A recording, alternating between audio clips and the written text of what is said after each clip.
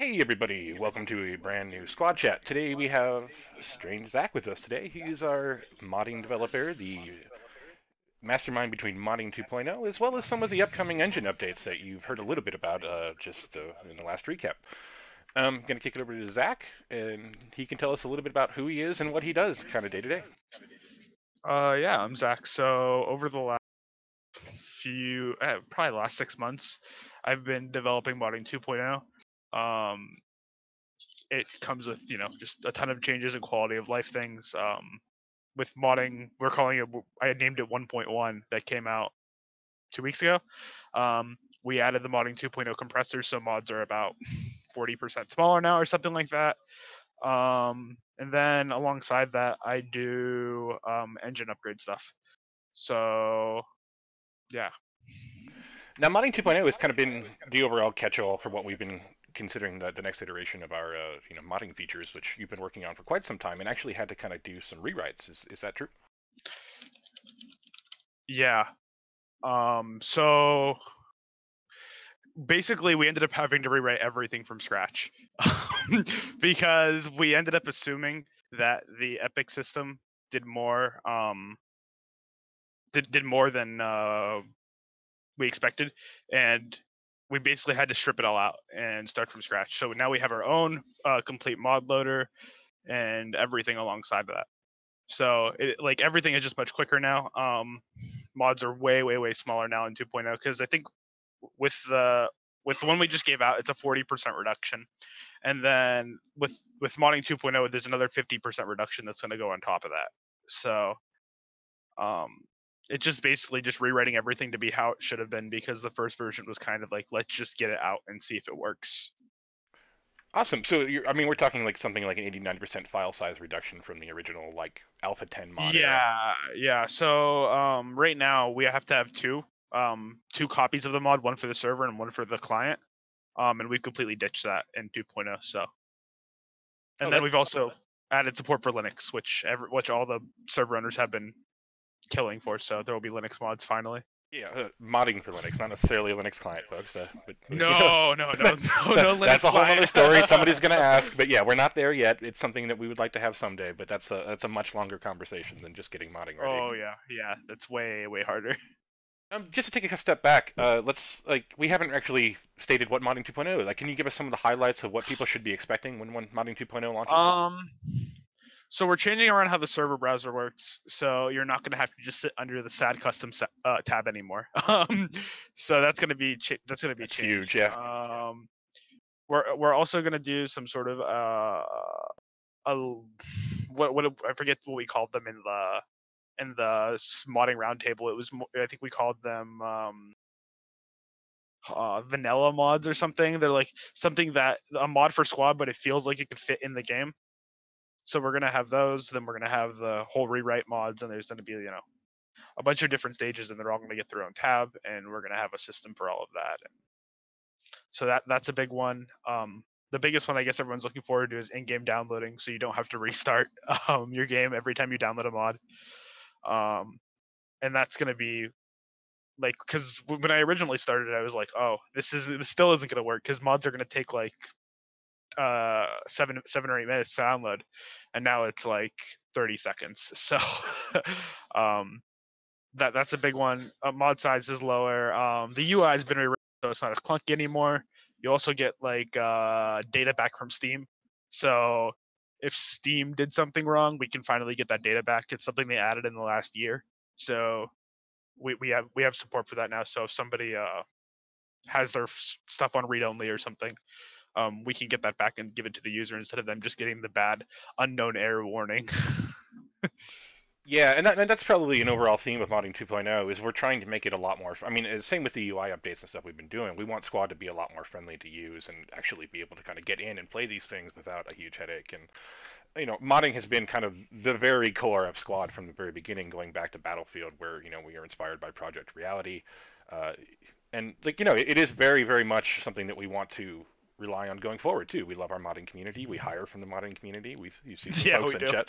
Yeah, like it's a very big lifeblood part of who we are, and I think it's like Yeah. I don't know that there's anybody on the team that hasn't dabbled a little bit in modding. You know, even going back to like Yeah. Dehacked and back in Doom and some of those old Yeah. horrible, horrifying tools that we used to use. In fact, there was a really Yeah. good retrospective on Game of Sutra lately about the Unreal editor coming along as technology, and talking to Romero and folks like that built upon the success of this going back Yeah. to the early 90s, the late 80s, and so the gaming history with this is just amazing, and the fact that we can continue to drive modding support is just really fantastic and something that we really enjoy. Yeah. And now that we've kind of talked on some of that, we've had a few questions pop up. Of course, Okay. Virus 2011 wants to know. First question in the queue: when are we going to expose Steam IDs via modding? Whenever it's easier. So right now we just did a big engine upgrade. Well, we're doing a big engine upgrade to 421. And that requires us to change around some engine code because right now they're stored internally in a struct that isn't accessible via Blueprint. So we need to change around how that gets exposed so you can get it. But Epic also is doing this thing now in 421 where they do have unique identifiers that aren't Steam. So we might just use those too. They just need a unique identifier. I know what they want. It's not insanely easy. And with all the engine upgrades, or with the progression of the engine upgrade, because we started with 420 and then then 421 came out by the time we were ready to move it over. So I had to do a 421 upgrade. We just haven't had the time to go in and make it the engine change necessary to do it. Yeah, and I think that's kind of one of those good examples of like when we build a system, we kind of build to the specifications we think we're going to need, and this kind of happened with suppression too. We talked about this in the roundtable over the weekend, where like we get something that's out there and working, and then we learn so much more about what we need to build on top of that we kind of go back and have to rewrite little things here and there. And that's sort of where like the modding 2.0 rewrites come in, is that like, oh yeah, we needed to do this. This was like, so yeah, it's kind of a like everything else in Squad. It's a very much an iterative process where we're learning a lot as we go along. Oh yeah, for sure. I mean, we're always changing stuff. Like always. I mean, people saw with what is it? 12.1 modding just randomly died, and like so we're working fixing that too now. I've got the solution. The editor just won't be up for the next week or so. So Yeah, that was actually a that curious fix thing is to a lot of coming. people. Yeah. Can you kind of get into what was causing some of the issues there? I think there was some issues with logging too. Yeah. So 12.1, we changed around how pack files work. So if you go into Squad now, there's a lot more pack files than there used to be. And basically something happened to where it wasn't mounting. Well, your plugin was being mounted, but it didn't know where to point it to because there was too many pack files. So it was pointing it to the old location of the pack files, and then it would cause a crash. So we just have to ship all that, and then I will know where to point to, and everything will be good, hopefully. So, but I've been working with I have some modding internal testers, so I just keep sending them stuff until we get it to work, and then I'll just push it up to everyone. And then also this one, the 12.2 SDK is going to have basically right now there's a bunch of errors that pop up, and ASCII went through and cleaned up all of the developer folder references. It hasn't happened in like a year or so, so all those errors won't exist anymore. So all the content should be the way it is in game, hopefully. Yeah, a huge shout out to the people. Like everybody on the team has been going through and digging stuff up, but especially ASCII, Nordic, and Chuck have been Yeah. going through weapon stuff lately and verifying and making sure everything's there. So like, as kind of part of our ongoing optimization theme for the next year of Squad, we are really doing these things and trying to hone in, and it's playing into that a lot. So hopefully you guys will start seeing these gains. Even if you're not seeing them in the background, it means that like we're freeing up time to work on more important things and getting our processes in line. So it does mean better and faster releases for Squad too. So like we're pushing. It's an important part of the process. We're getting better at our internals here. Speaking of, this is something that we've talked about a little bit here and there, but haven't really maybe gotten into yet. How is QA approval going to work when getting mods whitelisted for official servers? How long is the process going to be? We haven't really gone through it yet. I mean, I have some ideas. I've talked with Nordic about it. But it's probably just gonna end up being some sort of a form someone has to go through like once a week, and then we just decide. Because the issue is someone's gonna have to play test those mods to make sure that they're good. So we might do some sort of like a community event where we just get a bunch of people in and see if it works with 80 players. If it doesn't, we don't add it or something. Because we used to do those.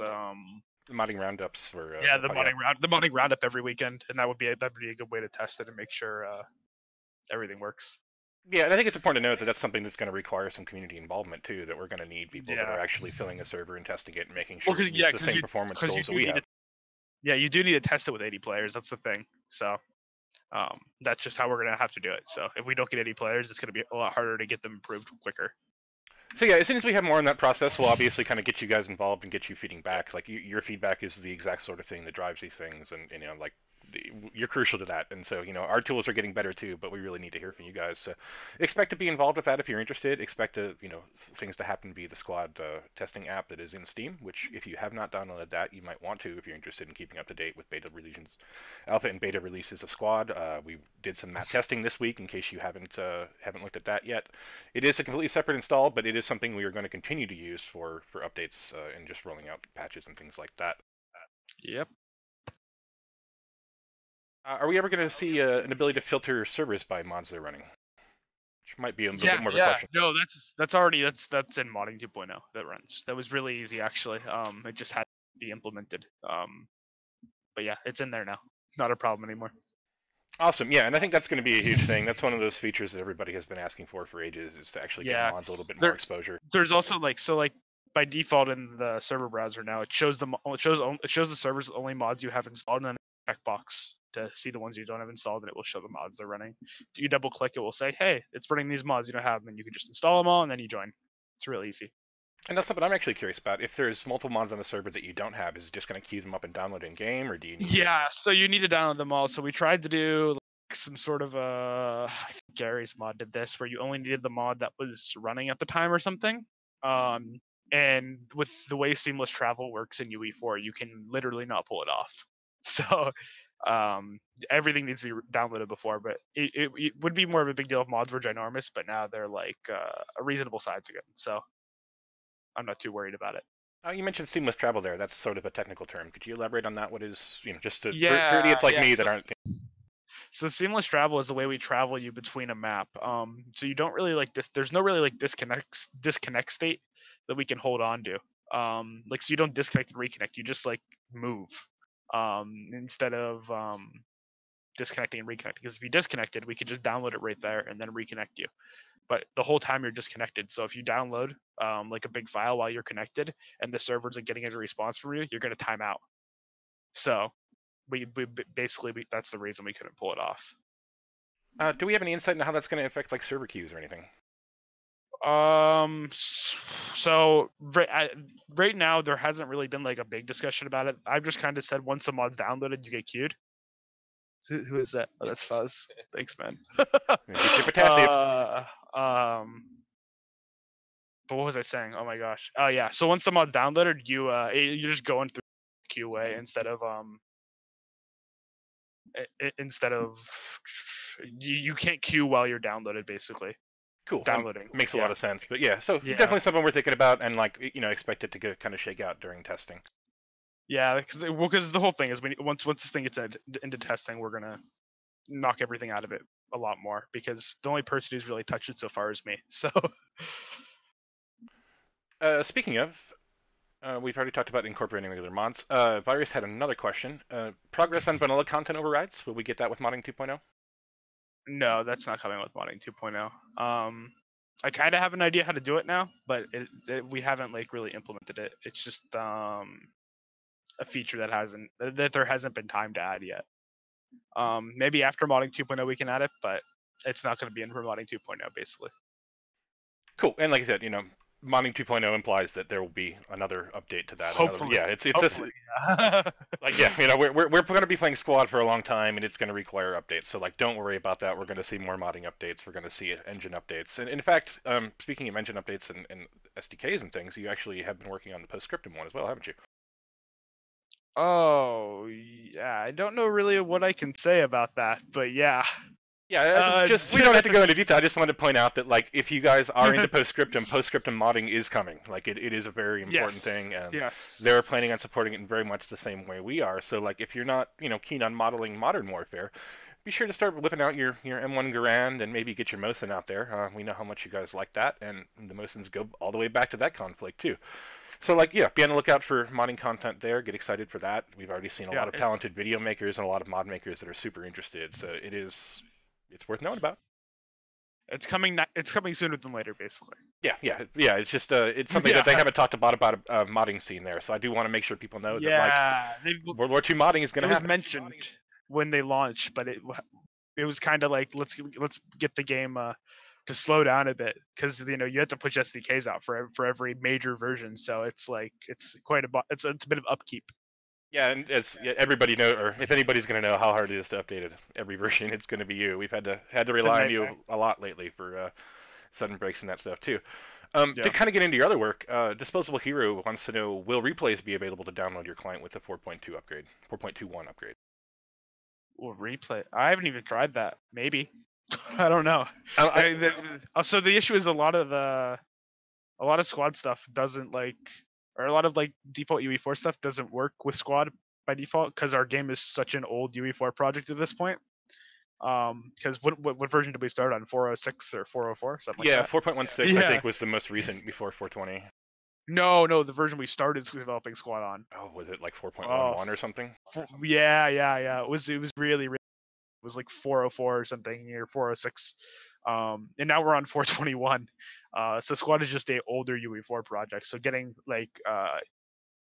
UE4 tools and systems to work against squad is sometimes a bit of hair pulling.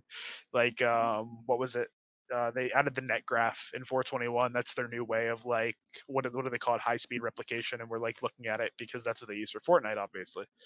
And getting that to work in squad. The first time I ran it, with everything just crashed.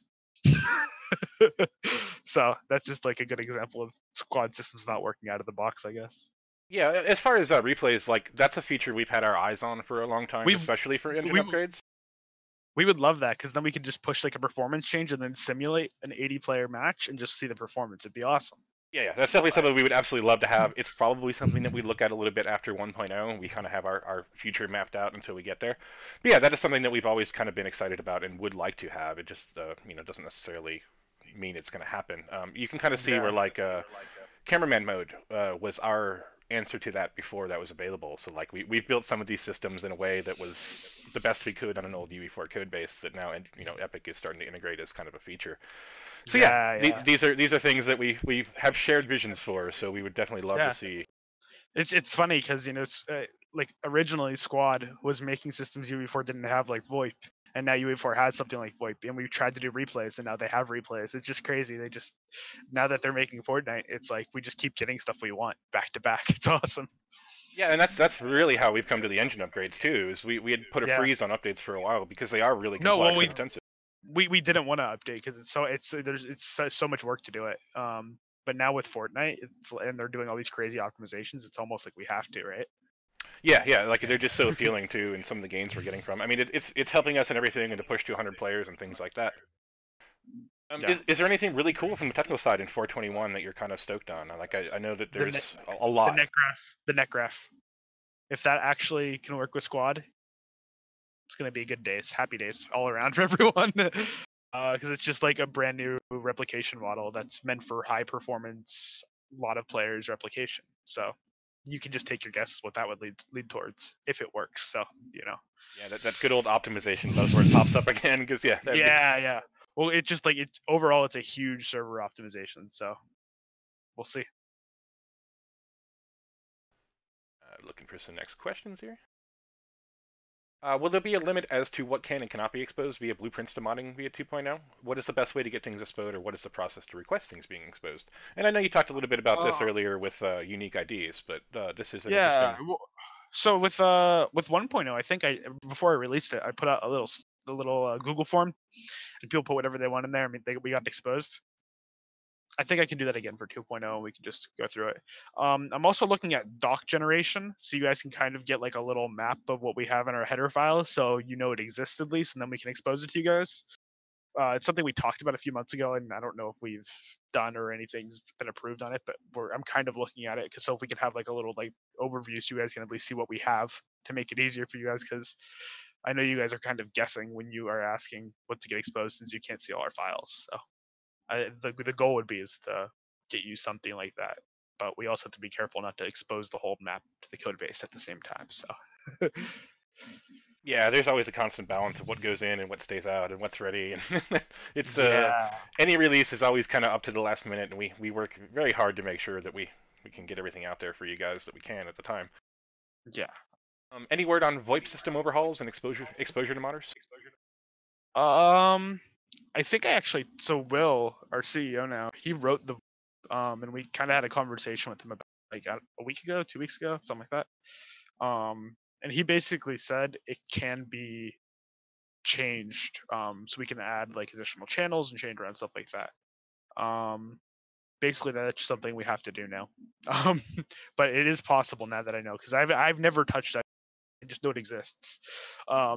So at some point we'll go through and do that because I know somebody wants to go through and fix the latency and stuff like that. So at the same time, we might as well clean it up so it's blueprint exposable.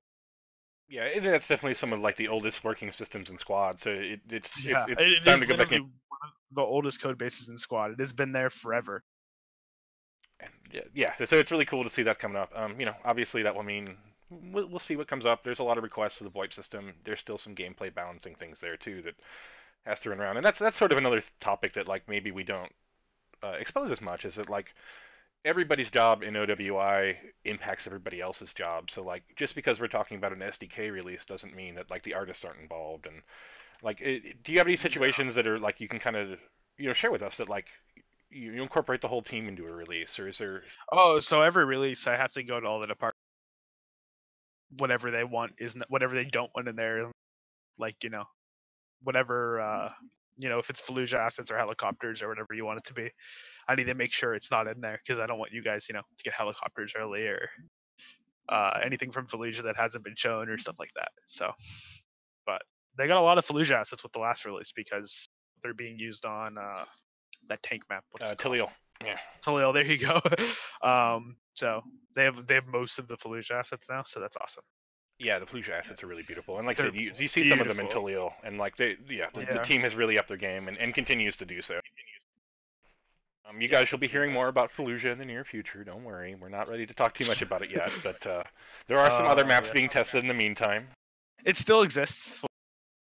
It's not going anywhere. Yeah, it's not going anywhere. It's been a long-term project. It's been in asset development. It's just one of those things that we're generating slowly and building and learning as we go. So like it's coming together. It's a very different map for Squad. It's just very, very different. Kind of speaking of different maps, I see one from Renjan here who has been pioneering. Ren? Yeah. That's kind of funny. Mr. Ren's Troopers. in the UK right now. He usually sits right there. He's homesick for his chair. He's curious, will external plugins be packageable with our mod plugin in the future? I think that's actually possible right now. I'm pretty sure. Like even in current modding 1.0, I don't think anyone's tried it, but I'm like 60% sure it's possible. So I can try it, but yeah, you should be able to upload. So if you like depend on something like the Substance plugin, you should just be able to upload the binaries alongside your plugin. Then it should just work, I think. But we'll have to try it out. I say test it, let us know, and we'll see. Yeah. Silent Blood is curious, is there any chance that you might throw Quixel and Substance plugin support into modding? If they work, I can compile them for you, but I'm not gonna like go through and fix all the errors. So if there's a 421 version, well 416 still, because we're not at 21 yet. There's a 416 version. I can compile them for you. And we can I can give you the errors for it. Because I know you guys aren't able to do that. But if it doesn't work, it probably not, because I just don't have the time to go through and clean up every plugin and make a compile. So yeah, unfortunately, we only have one Zak, and we've got about 14 projects worth of Zaks to do. So sometimes a couple of those things just kind of fall by the wayside. But yeah, if it works, let us know. We can try to get it in. Obviously, we have the modding hub server, the community squad Discord servers.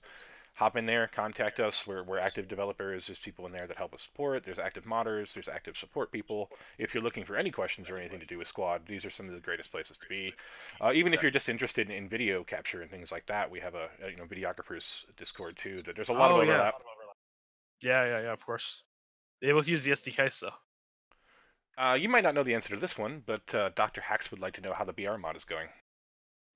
Oh yeah, no, I do. The guy who makes the BR mod is right there. But basically, I think we had one successful playtest after like 5 or 6 like crazy ones. And basically what ended up happening is with with A12, we changed around how inventory works to be faster, and that wasn't exposed to Blueprint. So we haven't been able to update our inventory to code to work with the new one. So basically, all of the inventory, item picking up, and all that stuff is just broken. So one of the programmers just has to go through it and expose all that again for us, and we'll be good to go. So yeah, that should be seeing that come back. Just while Oh, we're Ren just said there's an implementation in Blueprint now. So it did happen at some point in the last month. So we just kind of have to do that then. But yeah, it looks really good. We haven't been able to like play it at full scale yet. yeah, really looking forward to that. I mean, they're obviously battle royale games are pretty prevalent, but like I think the way that this one has developed so far has made it a much more sort of. I mean, it's much closer to Squad. You're actually working as more like like you can work as a unit and function really awesomely. It's superb. It's also really cool just seeing Squad in third person to me. Like seeing all of our awesome enemies in person is just badass. Oh, I think one of my favorite things we've seen through the wrench recently was the cannon fodder take on Squad, kind of a top-down Squad. Oh yeah, that was interesting. Yeah, I generally like the whole like big rewrite mods more, like where it just doesn't even look like Squad. That was like a big thing I liked about Troopers, is because it was like, holy crap, this doesn't even look like Squad. Yeah, and that's one thing that like I constantly with OWI Core and the modding SDKs is like the ability for people to modify this game so much and still have like common mechanics in hand. It's just like it's mind blowing to me. Like even ranging from like what Postscriptum has done to now there's like a Mario Kart Squad Kart mod in the works. Oh looks yeah, I saw that, the fantastic. Rainbow Road. It's awesome. Yeah.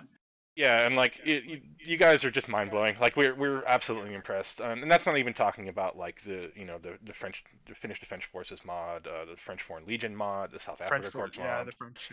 Yeah.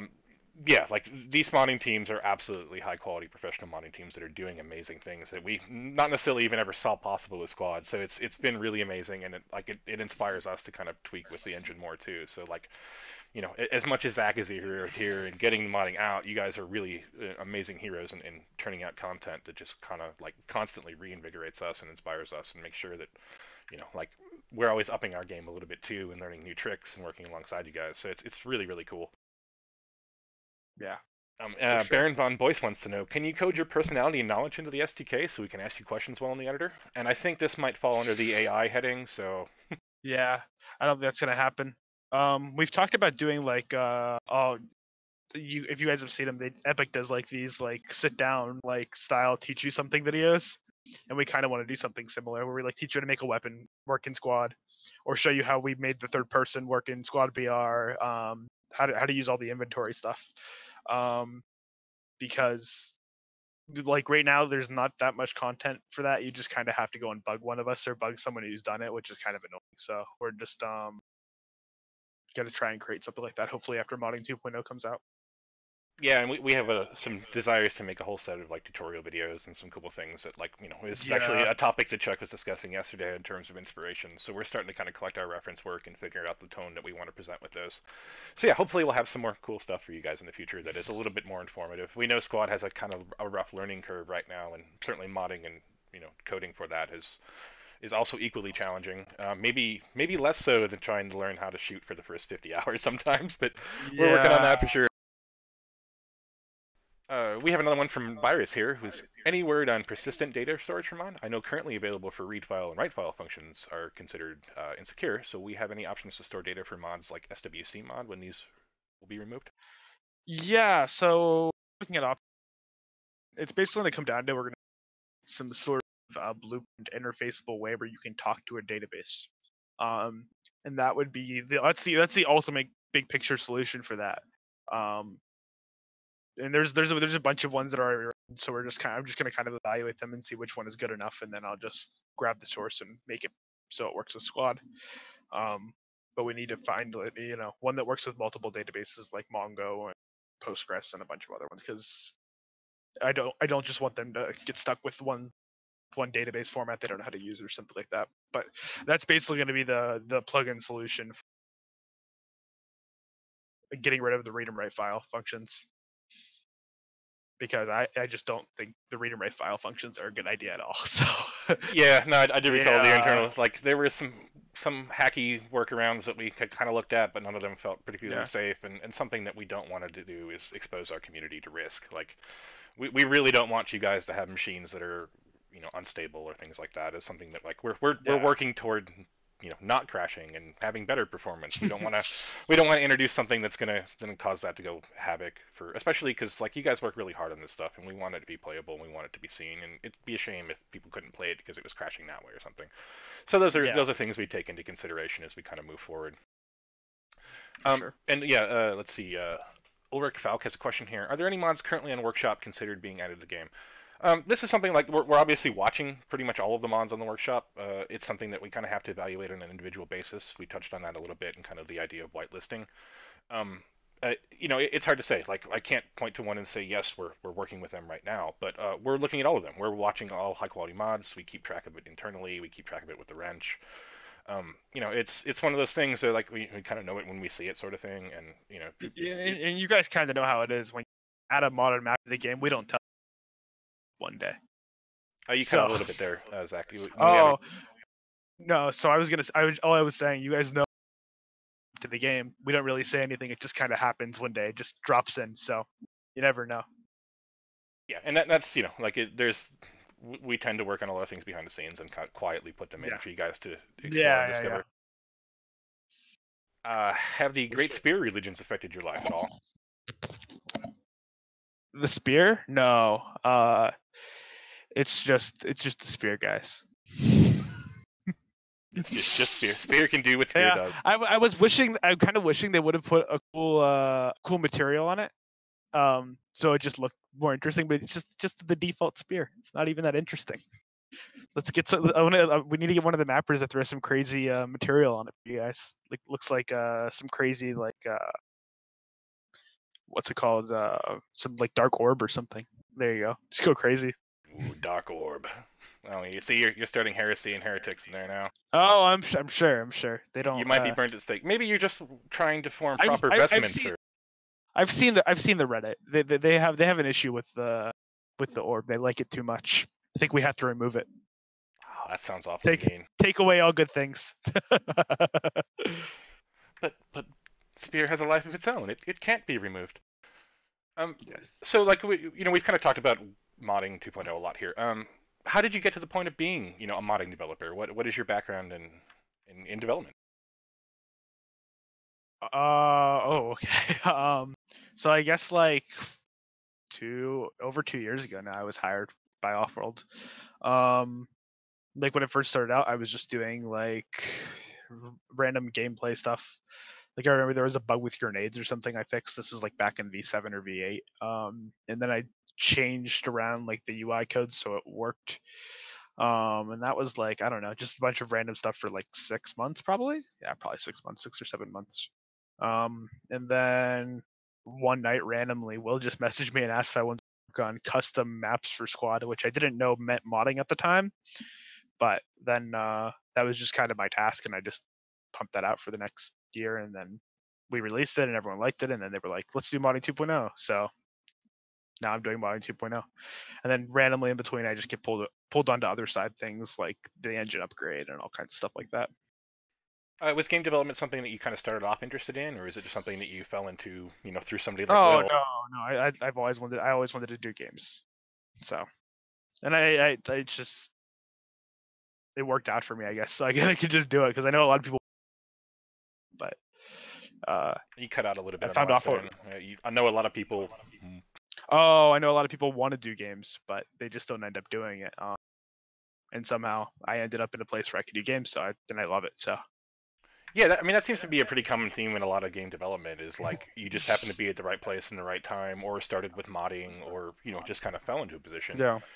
Did you have just kind of a basic code base? Were you just like a C++ coder coming into that? I know that's kind of vital for Unreal Engine. Yeah. Just generally, I was a C++ programmer before I joined Offworld. I didn't know anything about before, so I had to I learn mean, that whole thing. yeah, that's kind of a really interesting approach. As somebody that's kind of come into it, non-natively, you didn't necessarily grow with the engine. Are there recommendations you have for somebody that's interested in getting into, the coding side of that now, or just working more directly with the editor? Oh, just work with just like so if you're learning UE4, because having the source code makes it 10 times easier to learn because the source code's out there now, so you can just you can reference it for everything. That's like my favorite part about UE4 is that it's open source in comparison to all the other closed source solutions. So you can just look and see what they're doing and to actually understand instead of just guessing, which is awesome.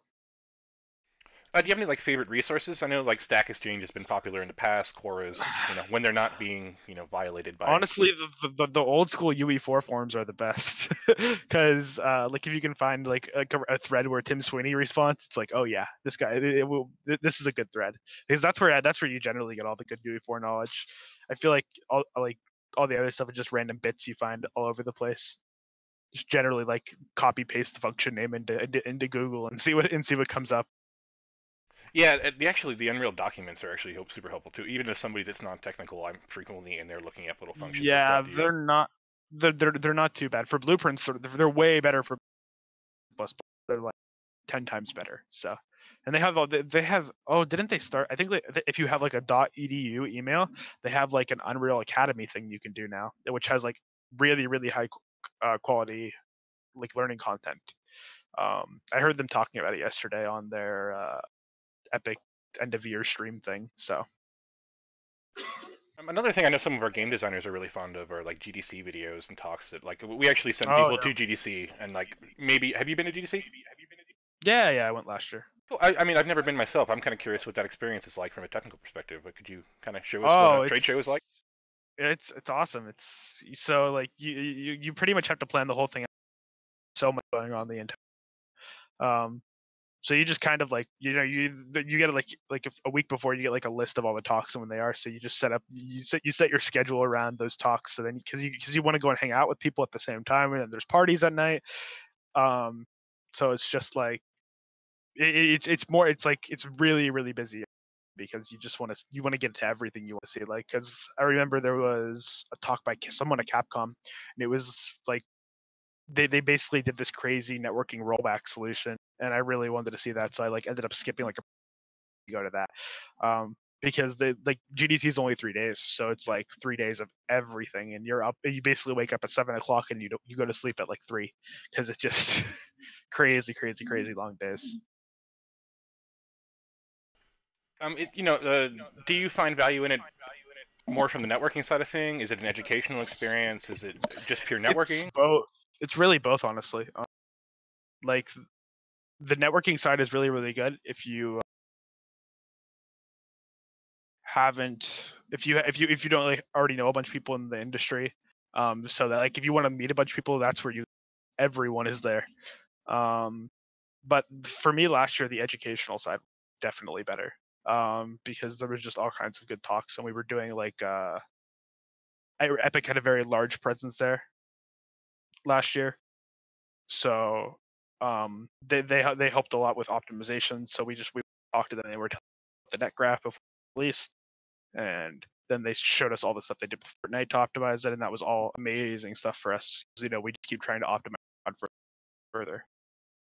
Yeah, and there were actually quite a few community talks about the way people are dealing with toxicity and abuse in communities and how to better do that too. That like, so there's Yeah, every which aspect is of good. GDC. Yeah. No, there's literally stuff for We've man. There's just totally lost you to cutting out there now. do I keep cutting out? Can you hear me? Yeah, you're good now. Oh, okay.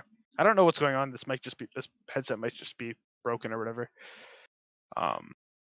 But yeah, no, there's stuff for everyone at GDC. It's just it's quite an investment to go. So Yeah, have you been to other shows in the industry? Have you done like PAXs or anything? yeah. But those are more like gaming events. I guess the most equivalent thing to GDC was what's it called? Steam Dev Days, but they don't do that anymore. So that doesn't exist anymore there. But yeah, GDC is pretty good. It's very different. It's not like there's no like big game booths and stuff. It's not like how they run PAX, where there's like like a football field outside with Fortnite filled up. So, but there was still Fortnite at GDC. Don't worry. So. Is there any word on? I mean, I think we might have touched on this a little bit already because you talked about exposing this. But Virus is curious: is there any word on documenting base game systems apart from video guides, like something like an MSDN resource that monitors could reference for getting ideas on how to use base systems for their custom stuff? So the big thing is there's nobody the time to write that. Because it's I wouldn't be the guy to go and write down how Squad. Nor would anyone probably be, because the thing is Squad's been developed now for what, 5 years, and it's been developed by so many different people. So the thing is, everyone would have to go through and kind of document, and that's just something we didn't do while we're developing. So it's a lot painful to go through and do now. Yeah, it is something that we've recognized that we need to do better in the future, though. So we'll hopefully be getting. Oh yeah, 100%. Because anytime someone needs to figure something out, it's like pulling teeth right now. So yeah, and I mean, much like the community, there's just a lot of institutional knowledge that isn't kind of cast in stone anywhere, and that is definitely kind of a thing we're getting better at for 2019 and making sure that when we have a success, we have it out there. Well, we have an OWI wiki now documenting stuff, so. Yeah, we are actually, these are things that we are trying to improve ourselves so we can get better information out to you guys, and it is kind of just like a grassroots-based level effort to get better optimization, get better tutorialization, get better information out there in general. Uli's been doing a great job with the wiki. Uzgu. Oh, yeah. We've got new editors on there. If you're interested in helping document, obviously, the wiki's there. Let us know if you want to help. We'll find a place for you to help. Oh, yeah, for sure. Because I did me and some Rocode, we did pass all the squad modding wiki stuff, and I don't know where it's kind of gone from there, but I'm sure it can be brought further. Yeah, and that's like you said, we're finishing off more projects, and that means we're getting closer to the 1.0 release of Squad, which means that we can actually focus on some of the other things. We're not just building how to shoot a gun anymore. We can tell you how to shoot a gun. Is sort of the thing. Yeah. Let's see. Will Creative Realms would like to know, when will the documentation about the new landscape materials be released? Which, eerily on topic for. When they get updated for 421. Because right now the You cut out there. Right now the landscape. Right now the landscape material, it doesn't compile in. So we might as well just wait till 421 to push it out, because we're gonna have to change it for 421 anyway. Yep, makes sense. So that'll come out with 421. 421 will get updated to have the latest stuff. Well, this might be a little bit outside of your realm of possibility here, Zach, but Games is curious. Is it appropriate to ask about the OWI hiring process? I don't know that we can necessarily kind of get into our I helped hire for OWI. It's not necessarily it's a very much an interview process like anything else. If you approach us with your skills and qualifications, we get excited about your candidate. We'll set up interviews. We'll talk about your expertise. We'll ask for examples. We do hire for fit too. Cultural fit is very, very important. We would definitely like to see you be involved with OWI. Be part of the community. That's kind of a big thing. Just a love of a game. Normal. Yeah, it's pretty normal development process. It's not like how do whiteboard interviews for 3 hours. So.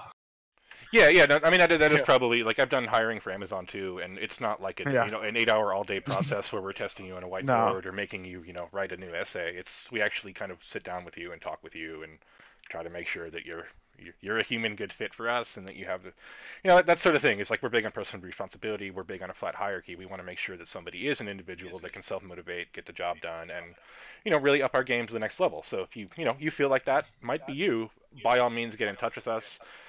We don't necessarily always have open positions, but we're always looking for new talent, and that applies to modding, artists, code, marketing, community. We are a growing company. We're aspiring to be bigger and better. So if by all means, absolutely come at us. we'll take your resumes. We'll take your portfolios. We'll pass it on to the right people. Yeah.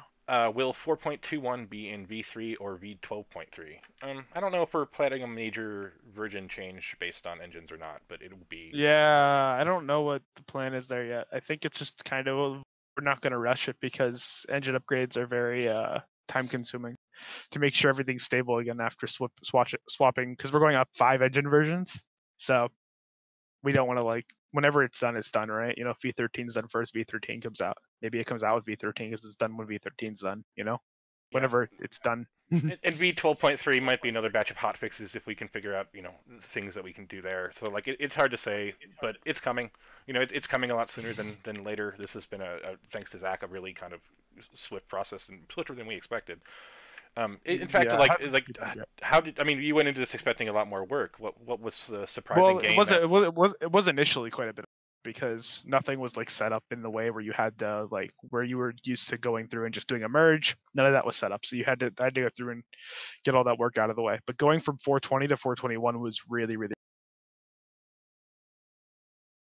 because we already had all the infrastructure there, so I just applied a patch and then we were good.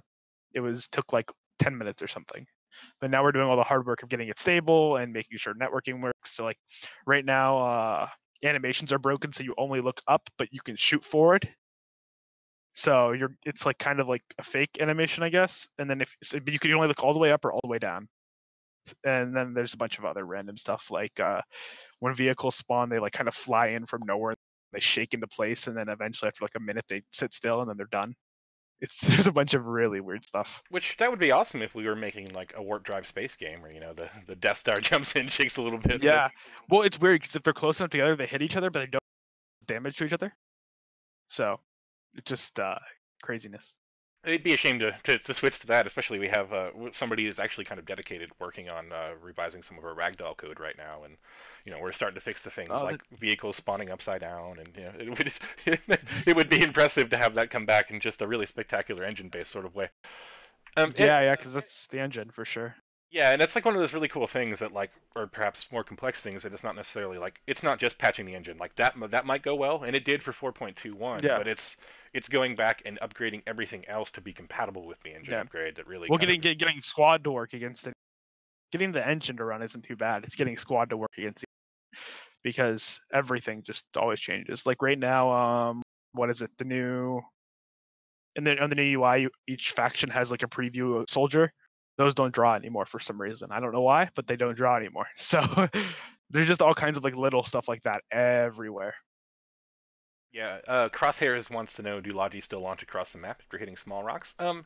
You should download 12.2 and let us know how the the gearbox and ragdoll changes have been going. And give us some feedback. You can figure out it for yourself, and we'll let us know if you think they're better. Those are things that we're still tweaking and getting better at. Things like fizz mats are still being worked on too. It's like where mud is a little bit harder to drive on, things like that. The major changes in 12.1, 12.2 fixed the gearbox. There was a big issue with gearboxes not respecting RPM limits in the simulation, so you had to just rev up a lot, and it wouldn't respect the torque. So that's where that is. Norby was a big instrumental fix on that. So Logi trucks and things like that should be a lot more responsive to going up hills now. Obviously, get in there, let us know, give us your feedback. We're going to continue to look at that kind of code. We did to get back to the engine. We did cover this a little bit. We talked about the net graph. How will players benefit from 4.1? Any new systems? So there's just like a bunch of various things and they're pretty much all changes they did because of Fortnite.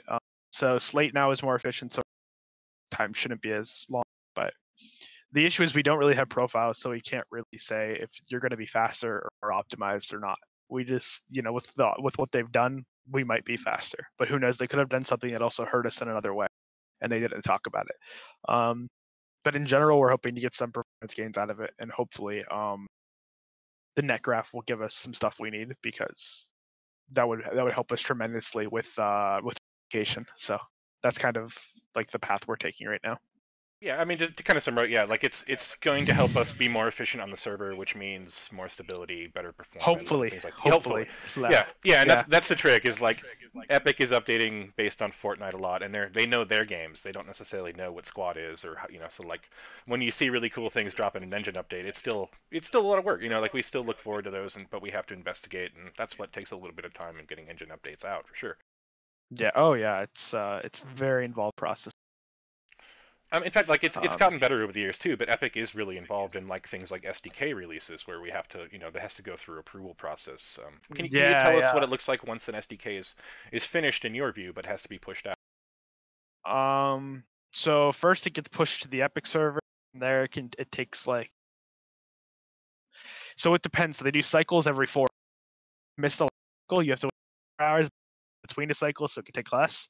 And then they do they do a chunk of your content. Then you send it to your testers, and then you have them test it. As long as everything's good, then you set it live, and that takes another 4 hours.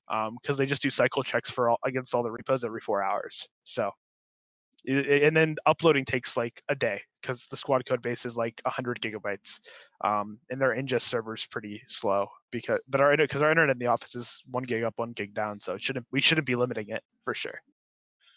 But it just takes it's the cycles that makes it take forever. So once it's done, it's at least 2 days to get it out because you have to it's 24-hour upload, and then you have two maybe 4 to 8 hour sessions to get everything up. Which is the period with which we just kind of sit there and go, come on, come on, come on, come on, come on. Yeah. Well, and it's the worst if you forgot something and the testers find it, so then you have to do another 24-hour upload again, because that's what happened twice with 12, because they had to because they found like a leak or something that shouldn't have been in there. So it shouldn't have been in there. So I had to remove it, then everything, because they don't do diffs, so you have to re-upload everything every time. It's quite involved to just push some files. Yeah, which is like it's fascinating to me because like people hear a release, they think, oh, we probably just throw it on an FTP server and you go from there, you just download it. But like no, there is actually a process at every step of these things where a lot of things are often out of our control. Like we would love to have this be a faster process. We want these code into your hands as fast as possible. But yeah, like Yeah. it is. There are roadblocks and shortcuts, or stops along the way. Which at the same time, it also, like you said, we find bugs that don't necessarily want released to the community.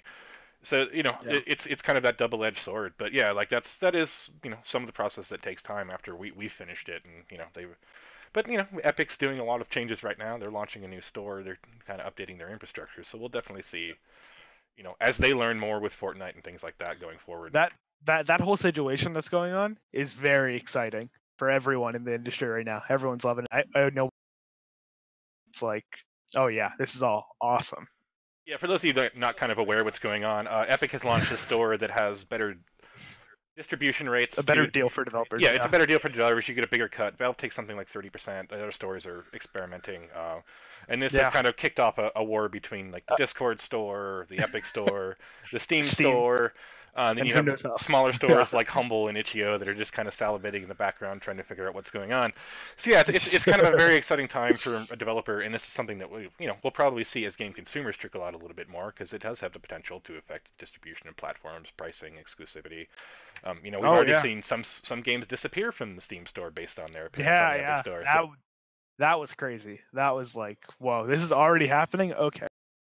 Yeah, so like it's kind of a really exciting time to be in the gaming market because we're watching some of the bigger changes happen. It's not just a shift in genres. It's not just more battle royale games that are really cool or more MOBA games that are really cool. It's just the big players are actually starting to shake things. It's shifting the whole market, moving around. Because right now, like we were mentioning this morning, we have no idea. We just know it's gonna go somewhere. So everybody's just kind of like Yeah. It would be really interesting to be a developer that is releasing a game next year right now. Yeah, I don't know where you would look. It's going to be. Yeah, I don't know what would happen. Yeah, it might be one of the first times that game developers are really starting to be courted out of the AAA level, where like stores want them and want to encourage their products there. So we're seeing kind of a definite shift in that model. Yeah. So, of course, we're totally speculating here. We don't know anything about what's going on any more than any of you do. So feel free to kind of theory we're actually not involved with anything, which is kind of surprising. So. Giddy Games would like to know, could we see a dummy AI in the shooting range? And that's a little bit outside of your world, but you might be able to provide some insight into that.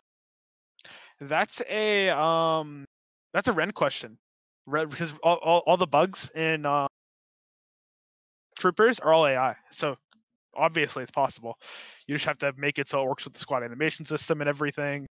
But obviously it's possible. I mean, he's doing it with like hundreds of thousands of bugs on Troopers. So I guess we just have to do it. And getting better every time, yeah. And that's one of the things that like modding is a valuable resource to us as developers because it allows people to explore technology that we can't right now. Like, we've talked about the idea of maybe adding some AI to the range in a long term or something cool like that. These are ideas that we've had, but like because we need to build tanks first and build toppers first, we can't necessarily get on those explorations. So having the modding SDK out there and modding 2.0 and things like that, where people are able to use that, means that like proof of concept come in, and like it's a really collaborative development process because of the modding environment. Yeah, for sure. Yeah, no, like we would love nothing more. Who did it? It was probably one of the had like a sergeant. He walked you through the whole thing, like, and that would be like super cool for squad, right? Like where you said, okay, this is how you shoot. This is how sway works. Then we would love something like that, or just like some simple AI that that you shoot down as they're running towards you for like target practice or something. There's all kinds of options there. Maybe someday we can actually get a live motion captured version of Sergeant Ross in there to bust your ass down. I mean, he is a lot of the. We just need to get his voice in there, and then we're good to go.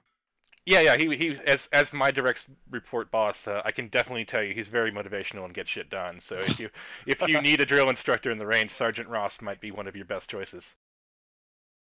Yeah, he was just here last week. Yeah, he was coming back through Seattle and flying home to Texas yesterday, I think, just after our team meeting yesterday. So yeah, we've just had people up there. We're plotting our 2019 for everybody, so we've got some cool stuff going on. Tying into GDC and things like that. Look for us to maybe appear at some shows. So watch us. Watch for us. We'll have updates and announcements throughout the year. But like I said, it's a symbol of us kind of growing up as we're actually planning and doing a lot of these things. Yep, next year's a big year. And speaking of troopers and Ren here, Virus has another question related to Ren's question. Compiled plugins distribution with mods. Does it mean that we might get limited C++ header access at some point? No, that's just not going to happen. We've talked about it. Gives you too much of a path of the code base of how everything works in Squad. It just doesn't work, sadly. If we could do it and pull it off in a way where it doesn't expose everything, we probably would. But it's just not going to happen at this point. Yeah, and that's strictly about like literally at this point we can't do it. That doesn't mean that something might not change in a year or 6 months, or the engine updates or something like that. So like, don't write it off. It's a security issue too, because then everybody knows about the functions we have and they can just hook into them. It's not good. The whole situation is not good for everyone. Yeah, and that's something that has to be done with like a very very fine approach. It's game security. It means it impacts every aspect of the game. Where like messing that up means that you no longer have fun on a server because somebody's being a jerk. Like that's an important thing. Yeah. No, we aren't leaving Steam, Sweezy. Don't worry. Somebody was curious if we're leaving Steam. No, we have no plans to. We want to be as available as possible to all of you guys as long as possible. Yeah. So yeah, don't worry about that. We're not going anywhere. We'd love to be on the Epic Store someday. Right now, we've got some work to do before that's possible. So like, we're not on there right now, but someday we might be. Like it's good. It's good to be there. Yeah, like it's obviously we want to sell the game, and people being able to buy it on your preferred platform is ideal.